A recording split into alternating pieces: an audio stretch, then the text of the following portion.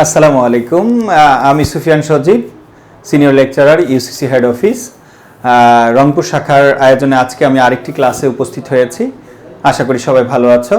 তো বেশি কথা না বাড়িয়ে আমরা আজকে আবার পড়ানো শুরু করে দেই। আমাদের আজকের টপিক হলো, তোমরা জানো, উপসর্গ এমন একটা বিষয় যে টপিকস থেকে বিশ্ববিদ্যালয় ভর্তি পরীক্ষায় প্রতি বছরই প্রায় প্রতি ইউনিভার্সিটিতে একটি করে প্রশ্ন থাকে উপসর্গ থেকে। তো এই উপসর্গটা অনেক টিচাররা 10-15 মিনিট কোনো রকম দেখিয়ে দেয়, এটা পড়লে এইটুক পড়া কমন আসবে, নাইলে মুখস্থ করতে হবে। কিন্তু আমার বেলায় তা না ভাই।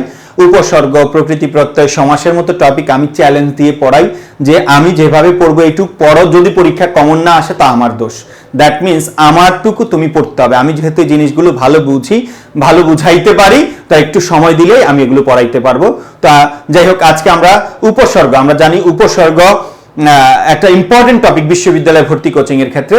তো আমরা জানি বাংলা উপসর্গ আছে 21টি, সংস্কৃত আছে 20টি, বিদেশি উপসর্গ আছে অসংখ্য।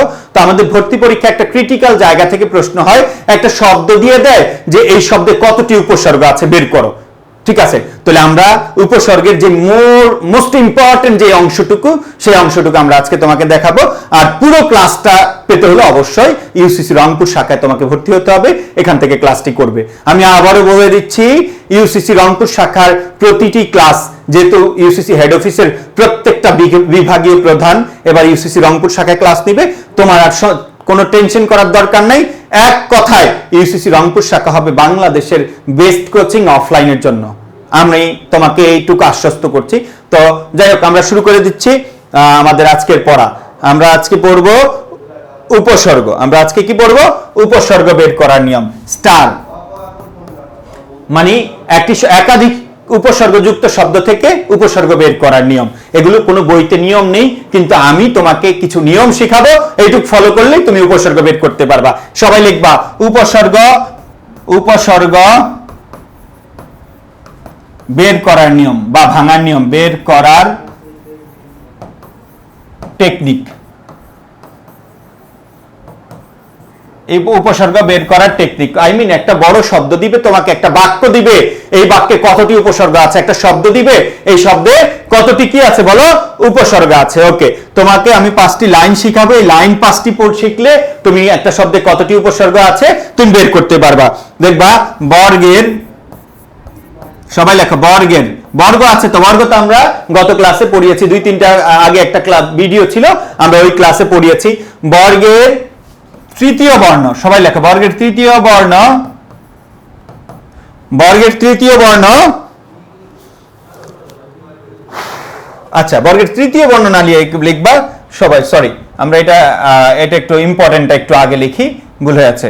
বর্গের পঞ্চম বর্ণ, বর্গের পঞ্চম বর্ণ অথবা অনুসার। বর্গের কি বর্ণ বলো? পঞ্চম বর্ণ অথবা অনুসার ভাঙলে, ভাঙলে ম হয়। তোমরা শুধু লেখো, তারপর আমি বুঝিয়ে দিব। বর্গের পঞ্চম বর্ণ অথবা অনুসার ভাঙলে কি হবে? ম হবে। তারপরে লিখবা যদি কোনো শব্দে জ অথবা জফলা থাকে, এই দুইটা, জ অথবা জফলা, জ অথবা জফলা ভাঙলে, জ অথবা জফলা ভাঙলে রস্বইকার হয়। জ অথবা জফলা ভাঙলে কি হয়? রস্বইকার হয়।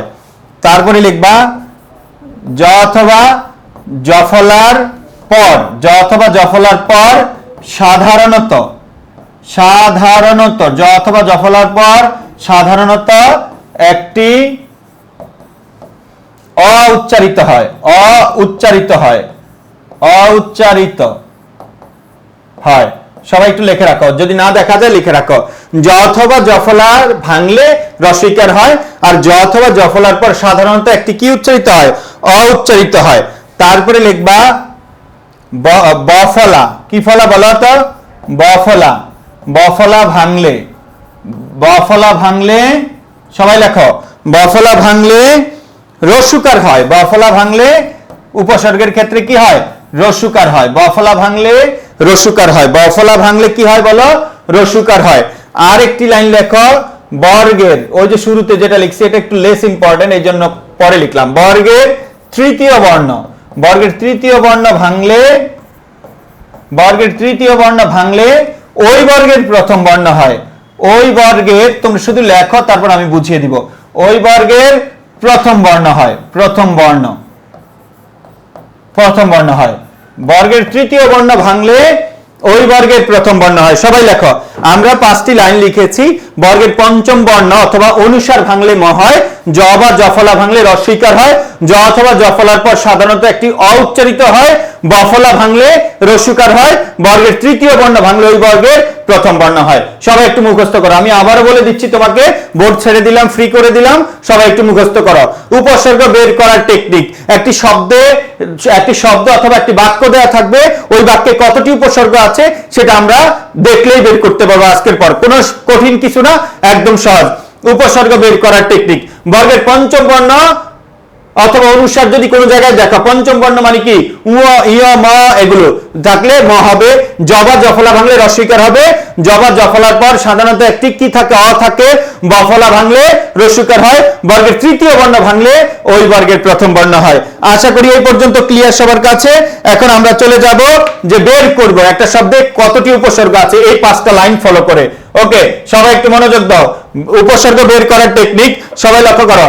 আমরা লিখলাম অত্যাচার, অত্যাচার উপসর্গ বের করব। উপসর্গগুলো আমাদেরকে জানতে হবে। বাংলা উপসর্গ কয়টি? 21টি। অ অঘা অজনা আর আবান উনাইতি শশা সুহা রামভর বিনি কুকটপাতি। সংস্কৃত আছে কয়টি? 20টি। প্র পরা পরিপতি অনু অধিয়পিয়তি আশুবিনী অবদুরুত্নির, মোট 20টি। বাংলা আছে বিদেশি আছে অনেকগুলো, তাও 21টি হয়।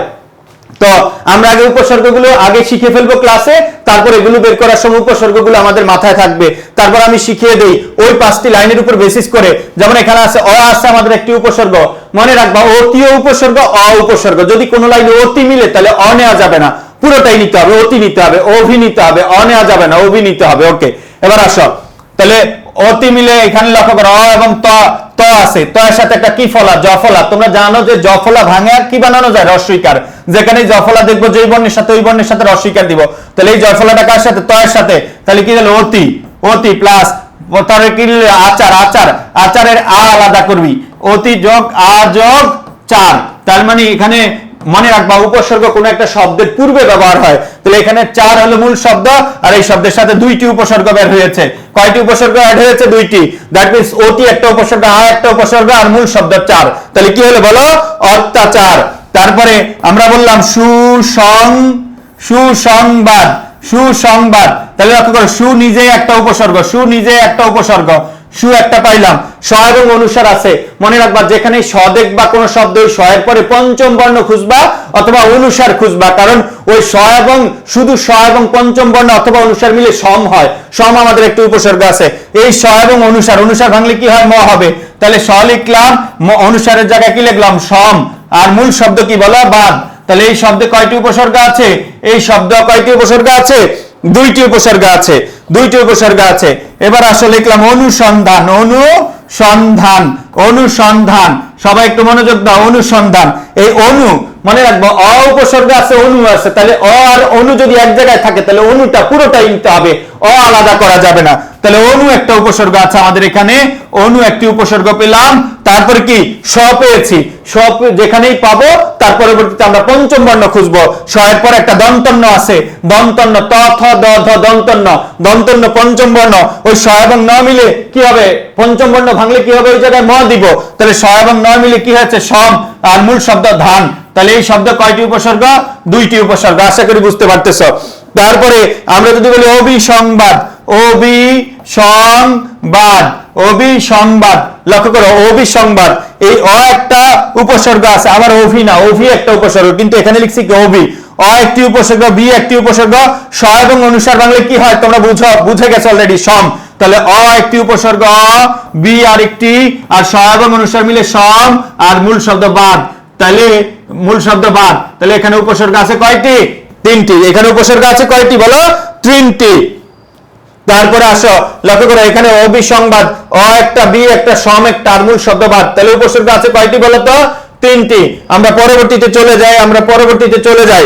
ওকে, তারপরে আমরা লক্ষ্য করো, আমরা আরেকটি শব্দ লিখি যে সন্নিহিত। এখানে ন, মনে রাখবা যেখানেই ন দেখবা, স পাবা তারপরে একটা পঞ্চম বর্ণ খুঁজবা। তাহলে এই স পেয়েছি, স কোনো উপসর্গ নেই, কিন্তু স এর সাথে পঞ্চম বর্ণ অ্যাড করে সম বানানো যায়। তাহলে এখানে ন আছে একটা, কি আছে, স এবং ন মিলে কি হয়ে যাবে, সম হয়ে যাবে, পঞ্চম বর্ণ ম হবে। একটা ন নিলাম, আরেকটা ন রয়ে গেছে, এই ন এর সাথে রস্বীকার আছে, এটা আরেকটি উপসর্গ হয়ে গেছে নি। আর মূল শব্দ কি বলো, মূল শব্দ হিত। তাহলে কয়টা উপসর্গ, দুইটা উপসর্গ। এই পর্যন্ত কয়টা উপসর্গ পেয়েছি, দুইটি উপসর্গ পেয়েছি। লক্ষ্য করো, মোস্ট ইম্পর্টেন্ট, খুবই কঠিন শব্দ, অত্যুৎকৃষ্ট, অত্যুৎকৃষ্ট। লক্ষ্য করো, কঠিন বলতে কিছু নাই, একদম সহজ। তয়ের সাথে কি ফলা, জ ফলা, তারপর খণ্ডত। তাহলে এখানে একটা রস্যকার দাও, অত্যুৎকৃষ্ট, অত্যুৎকৃষ্ট শব্দটাকে লিখতে হবে, তয়ের সাথে জ ফলা, তারপর রস্যকার, তারপর খণ্ডত। মনে রাখবা, কোন শব্দে যদি জ ফলা এবং স্বরচিহ্ন থাকে, জ ফলা আগে থাকে, স্বরচিহ্ন পরে থাকে। যে কোনো ব্যঞ্জন বর্ণের সাথে জ ফলা এবং স্বরচিহ্ন যদি থাকে, তাহলে জ ফলা আগে, স্বরচিহ্ন পরে। লক্ষ্য করো, আমরা অ দিলাম, অ এর সাথে ত আছে, তারপরে জফলা বাংলা কি হয়, রস্যিকার, অতি, জফলা চলে গেলে রস্যুকার হয়ে গেল, উৎকৃষ্ট, রস্যুত কৃষ্ট। তাহলে রস্য এবং খণ্ডত মিলে উৎ হয়েছে, উৎ। আর মূল শব্দ হলো কৃষ্ট। তাহলে এখানে উপসর্গ কয়টি বলো, দুইটি। এখানে কয়টি, দুইটি। আশা করি বুঝতে পেরেছ। তারপরে আমরা যদি বলি সুবিন্যস্ত, সুবিন্যস্ত, সুবিন্যস্ত, সবাই লক্ষ্য করো, সুবিন্যস্ত।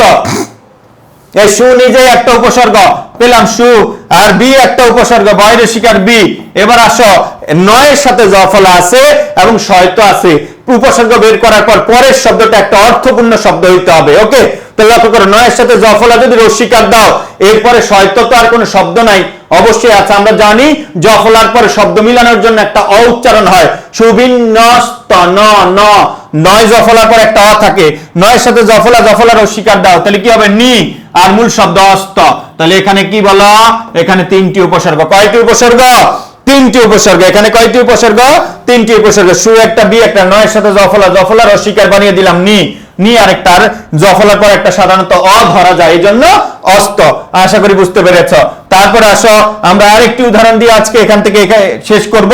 আমরা লিখব সমভি বেহার, সমভি বেহার। লক্ষ্য করো, সমভি বেহার। মনে রাখবা, সমভি, মনে রাখবো উচ্চারণে উপসর্গ মিলানোর জন্য অনেক সময় অ গোপনে থাকে। তাহলে সম নিজে একটা উপসর্গ, লিখে ফেলো, সম একটা উপসর্গ, সম ময়ের সাথে একটা অ উচ্চারণ হয়, সমভি। অ, অ এবং ভি মিলে আরেকটা উপসর্গ হয়েছে অভি, অ এবং ভি মিলে আরেকটি উপসর্গ হয়েছে অভি। সবাই তারপর লেখা করো, ব, বয়ের সাথে কি ফলা, জফলা, জফলা কি হয়, রস্বীকার হয়। তাহলে কি হলো, বি, জফলা রস্বীকার হয়, বি। এরপরে কি হলো, আহার, বি এর পরে জফলা চলে গেল, আহার আছে না, আহার।